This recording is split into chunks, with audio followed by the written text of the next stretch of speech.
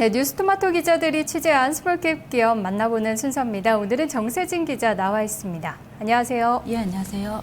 네, 이니텍을 탐방 다녀오셨다고 들었는데요. 어떤 회사인지 소개해 주시죠. 요즘 이제 인터넷하고 모바일 뱅킹이 이제 많이 보편화되어 있다 보니까 아무래도 이제 개인정보라든가 이제 그 보안에 대한 것들을 많이 절실해지고 있는데요. 이니텍은 간단히 말해서 이제 전자서명, 안전한 인터넷 거래를 할 수 있도록 사용자 인증과 중요 데이터 암호화를 통해서 개인정보를 보호하는 전자금융 시스템의 필수적인 보안 인프라 사업을 영위하고 있습니다. 이니텍이 코스닥 시장에 상장된 것은 지난 1997년인데요. 이 공개키 기반 구조 기술 외에도 금융기관 인터넷 뱅킹 서비스 백업과 ASP 사업을 하고 있습니다. 이니텍이 ASP 서비스를 제공하고 있는 금융기관이 국민은행을 비롯해서 외환은행 등 총 8곳이고요. 제2금융권에서는 새마을금고, 저축은행, 캐피탈 등 64개사의 서비스를 제공하고 있습니다. 기업 지배구조 부문을 살펴보면요. 지난 2010년 8월에 BC카드 계열사로 편입된 이래 2011년 11월에는 KT가 BC카드를 인수함에 따라서 KT그룹사에 편입이 됐습니다. 네, KT의 가족이 됐는데 지금 시큐어존 서비스를 KT와 함께 추진하고 있다고 하는데 이것이 어떤 서비스인지 내용을 좀 설명해 주시죠.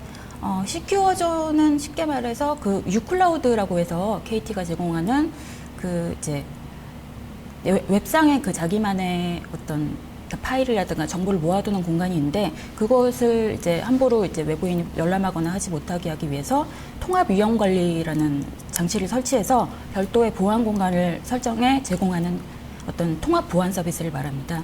일단 개인보다는 좀 기업을 위주로 한 서비스라고 할 수 있고요. 이 시큐어존 서비스 사업은 지난 2월에 공동 협력 계약을 체결을 했고 10월부터는 정식으로 등록이 돼서 중소기업을 주로 대상으로 혹은 이제 몇 명 개인 투자자나 이런 분들 대상으로 고객을 확대해 나가고 있습니다. 또 이제 지난 7월에는 BC카드가 이제 전자결제 솔루션인 스마트포스라는 것을 구축을 했는데요. 여기서 또 이니텍이 보안성과 안전성이 강화된 스마트포스 POS 시스템이라고 하는데 이것을 이제 클라우드 서비스에 제공을 하고 있습니다. 다만 이 시큐어존이 이니텍 측의 설명에 의하면 아직 좀 외국에선 많이 보편화됐지만 국내에선 아직 걸음마 단계에 있고요. KT에 기본적으로 종속된 서비스다 보니까 마케팅을 KT에 전적으로 의존한다는 한계가 있습니다. 그래서 이 시큐어존 서비스가 보다 이제 보편화되고 이제 사업이 크기 위해서는 아직은 이제 확산 여부를 기다려야 될 전망입니다. 네, 한국에서는 아직 맛보기 단계네요. 변준석 대표 취임 후에 처음으로 매출액이 300억 원을 돌파했고 또 올해도 실적 성장이 기대가 된다고요? 예, 변준석 대표가 2010년에 취임한 이후 이니텍이 실적이 점점 이제 개선이 되기 시작해서 2011년 9월에는 매출액이 창사 이래 최초로 300억 원을 돌파해 375억 원을 기록했습니다. 주된 성공 요인은 오픈뱅크 수주에 많이 성공한 데 있다고 하는데 변준석 대표의 실적 성장 요인과 올해 전망 들어보겠습니다. 올해는 작년에 이어서 계속 저희가 높은 성장세를 계속 이어갈 것으로 예상이 됩니다. 올해 시황도 굉장히 좋았고 특히 인터넷 뱅킹을 좀 더 재구축하는 소위 말하는 오픈 뱅킹 프로젝트들을 저희가 많이 수주를 했고 또 보안 쪽에서도 개인정보보호법 발효에 따라서 기업들이 특히 은행들이 보안 관련된 투자를 많이 했습니다. 그래서 저희 실적은 상당히 좋은 편입니다. 네. 네. 계속 말씀해 주시죠. 예, 이니텍이 지난해부터 이제 오픈뱅킹 사업 수주 현황을 보면요. 지난해부터 1년여간 9개 금융사의 오픈뱅킹 사업을 수주를 했는데요. 지난해 11월 KB국민은행이 이제 오픈뱅킹으로 재편한 데 있어서 수협중앙회, 외환은행, 시티은행 등도 오픈뱅킹 개발 계약을 체결하는데 성공을 했습니다. 익스플로어를 기반으로만 돌아가던 인터넷 뱅킹이 이제는 리눅스라든가 다른 운영 체제에서도 자유롭게 이용할 수 있게 된 건데요. 네. 예. 앞으로의 이니텍의 성장 동력은 어떤 게 있을까요?